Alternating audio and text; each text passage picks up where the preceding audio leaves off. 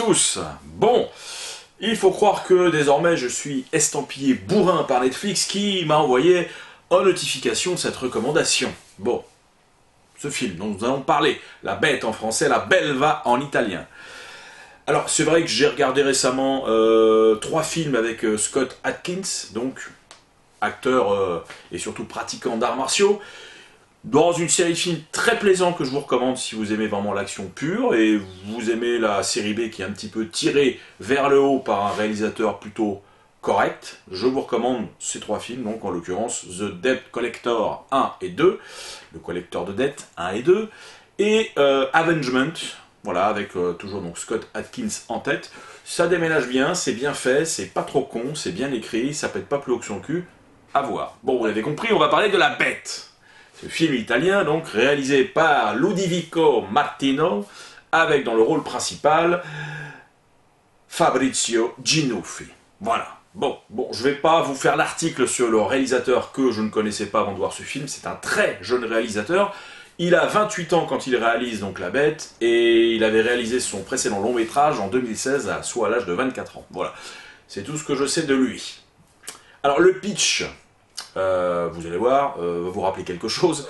Lorsque sa fille est enlevée, un ancien soldat à la retraite, souffrant de stress post-traumatique, décide de tout faire pour essayer de la retrouver. Quitte à redevenir celui que ses anciens compagnons d'armes appelaient la Bête. Voilà. Bon, ça vous rappelle un truc? Moi un petit peu quand même. Bon, Taken évidemment. Alors je le précise, Taken n'a quand même pas le copyright sur tous les films qui traiteraient d'un père de famille essayant de retrouver sa fille kidnappée, faut pas déconner quand même. Mais on va pas non plus faire semblant de ne pas voir les similitudes et le marketing appuyé des producteurs pour faire effectivement, pour rapprocher ce film de celui de Pierre Morel. Hein. Je ne parle que du premier film avec Liam Neeson, Taken, je ne parle pas du reste de la saga qui pour moi n'existe pas. J'ai vu une bande-annonce, j'ai lu le pitch, et c'est vrai que tout avait l'air d'être assez engageant pour moi.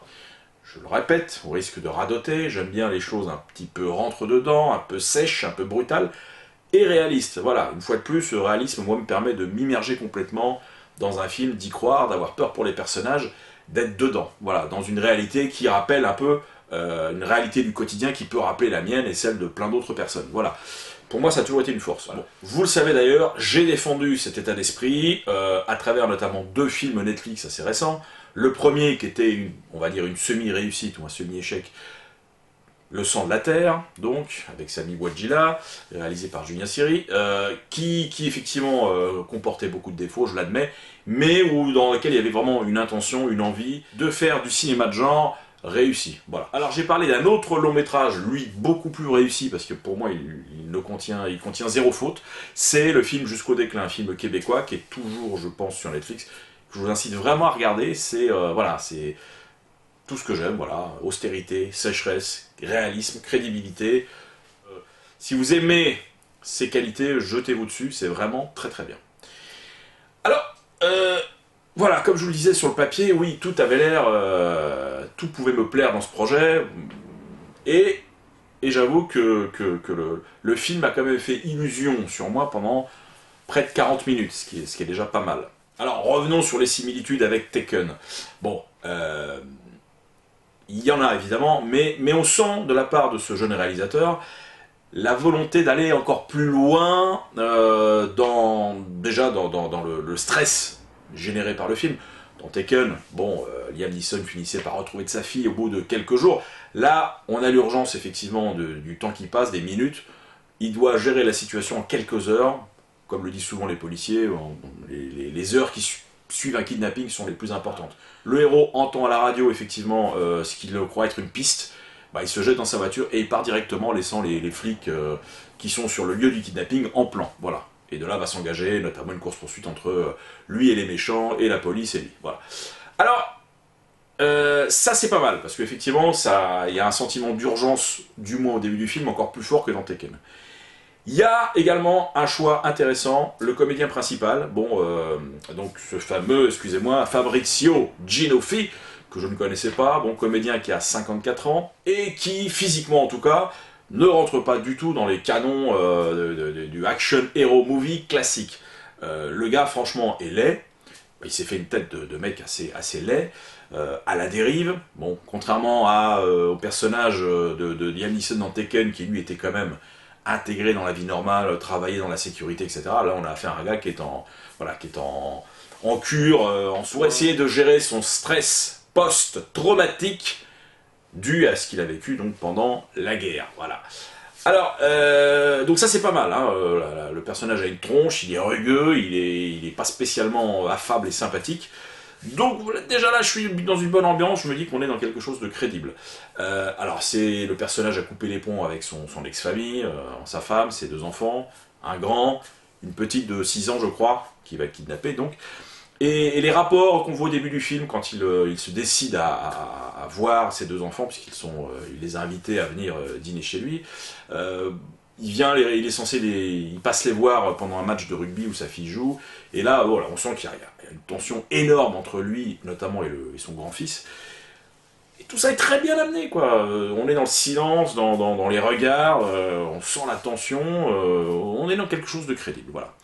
En plus, je vais mettre au crédit du film également une belle photographie, un choix de décor assez intéressant, nocturne pour la plupart, avec alors ce qui est peut-être une note d'intention un peu trop ambitieuse on va dire, mais il y a quelque part une envie d'essayer de retrouver les lumières à la Michael Mann, voilà, les décors un peu comme ça, saturés de lumière bleutée, enfin voilà, il y a en tout cas quelque chose, une envie de vouloir faire un film propre, c'est déjà pas mal. Bon, ça nous est vendu comme un film d'action, donc, on va en parler un peu, la première scène d'action, à proprement dit, est une poursuite en voiture. Et là, c'est vrai que ce coup, j'ai été amené à penser contre moi-même, j'ai essayé de le faire intelligemment, c'est-à-dire que nos cerveaux, et je mets le mien dedans, sont quand même saturés par 20 ans de blockbusters outranciers, blindés de pyrotechnique. Je pense qu'il y a des choses comme Fast and Furious, que je déteste pas regarder pour me vider le cerveau un soir de dèche, mais qui, mine de rien, ont intégré dans nos petits cerveaux des standards. Voilà. Et aujourd'hui, effectivement, une course-poursuite, on l'imagine pas sans des obstacles, voilà, il y a une petite explosion par-ci par-là, une cascade. Bon, là, on a une poursuite plutôt crédible, une voiture en poursuit une autre, basta. Donc, du coup, effectivement, nos capteurs, habitués effectivement à un spectacle trop ébouriffant dans les blockbusters américains, a le choix, hein. Soit il se détache complètement, soit au contraire il adhère en se disant « Ah bah, c'est à ça que doit ressembler une vraie poursuite en voiture dans la vraie vie ». Donc à ce stade-là, j'étais quand même encore dedans, et le film continue à avancer, et là, bon, avec un principe de base, hein, comme dans Taken, hein, je chope un membre du gang, je le tabasse, il m'emmène à une autre piste, j'y vais, je le tabasse, il m'emmène à une autre piste, etc. etc.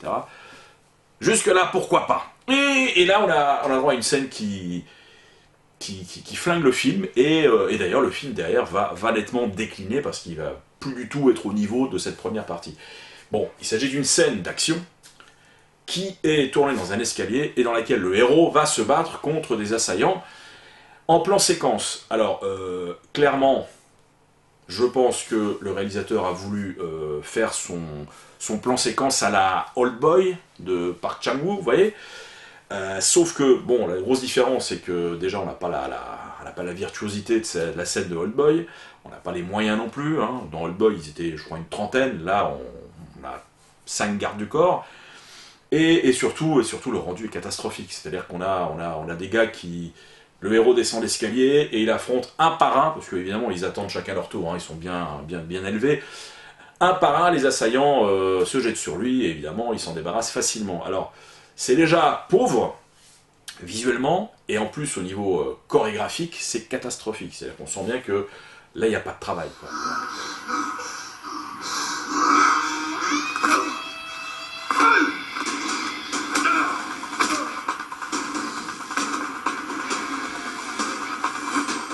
Est-ce qu'on peut aujourd'hui encore montrer dans un film d'action un mec donner un coup de poing à cette vitesse, hein, je vous mens pas, je vous montrerai l'extrait, à cette vitesse, le mec bloque le coup de poing avec sa main, et il lui remet un coup de poing. C'est la vitesse réelle de la scène.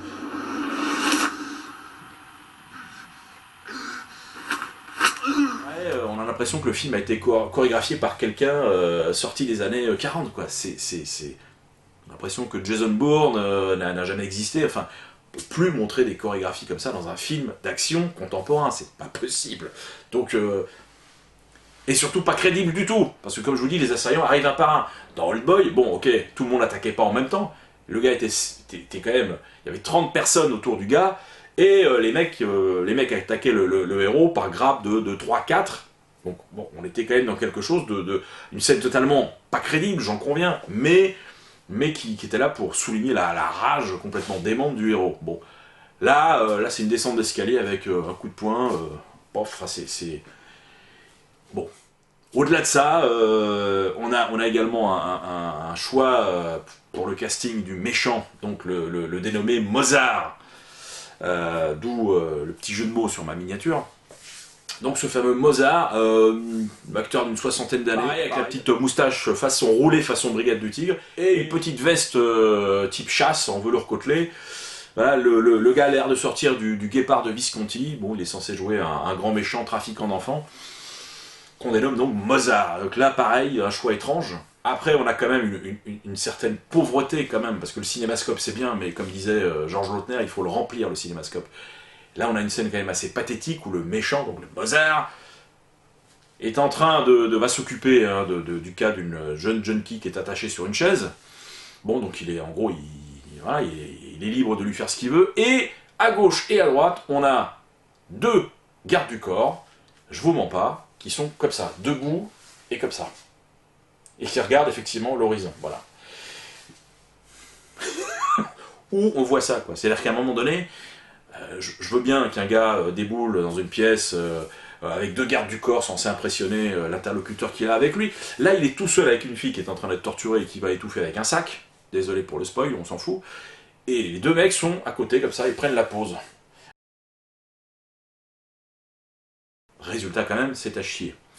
Donc là, déjà, le film commence déjà à se casser un peu la gueule.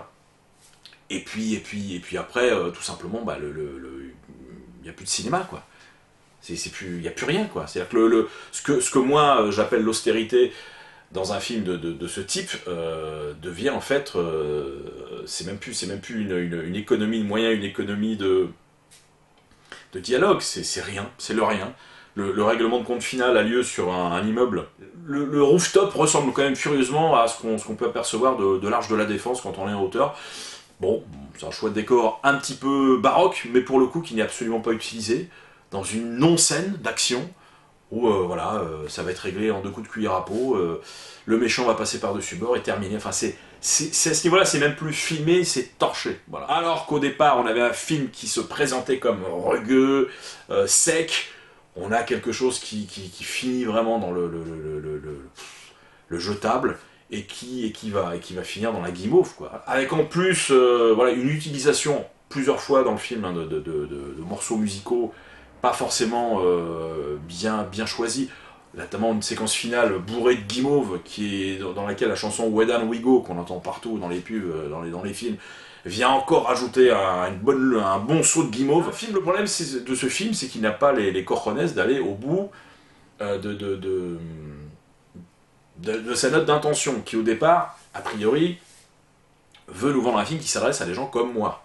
voilà, qui aiment bien les choses un peu jusqu'au boutiste, qui aiment bien les choses donc réalistes, crédibles, sèches, et là c'est pas le cas, quoi. Voilà, c'est-à-dire qu'on a d'un côté une ébauche de films qui pouvaient s'avérer corrects, et puis à la fin, on a un film qui vraiment s'adresse à un autre public, quoi. Un public un peu plus mainstream, avec donc Tremolo, Happy End, oui je spoil et je m'en cogne, avec même une fin ouverte qui peut nous laisser entendre qu'on aura droit à une série peut-être avec ce personnage. Donc non. Je dis non, voilà. Je suis, vous me connaissez, hein, je peux être très très tolérant, passer beaucoup de défauts sur ce genre de film, mais là c'est pas possible. Regardez ce que fait par exemple le réalisateur on l'appelait Jig Robot, un film sorti, il faudra absolument que je vous en reparle, film sorti je crois en 2017, et tourné pour un budget d'1 million d'euros. 1 million d'euros, avec la même mécanique dont je vous parlais, c'est-à-dire vraiment quelque chose de très au ras du sol, et l'irruption d'un type qui va devenir un super-héros, mais un super-héros dans son univers, glauque, sale, etc. Et bien ça fonctionne à merveille. Ça fonctionne à merveille parce que le film ne dérive jamais de son cap, qui est effectivement de viser un certain public. Voilà, là, ça bouffe à tous les râteliers, c'est pas tenu. Ça aurait pu, mais non, ça n'est pas. Voilà les amis, donc on en a fini avec La Bête, qui est une déception, on va dire, voilà. Pas une merde, pas un navet, une déception, donc je vous les conseille, bon, pas la peine. Je vais essayer de voir rapidement le nouveau David Fincher, dont tout le monde voilà, parle, manque, et puis j'essaye de me fendre une petite critique rapidement, dans quelques jours je l'espère. Merci à vous. Merci de me suivre, continuez à vous abonner, ça commence à monter, ça commence à devenir sympa cette petite tambouille. Et puis, je vous dis à très bientôt. Ciao.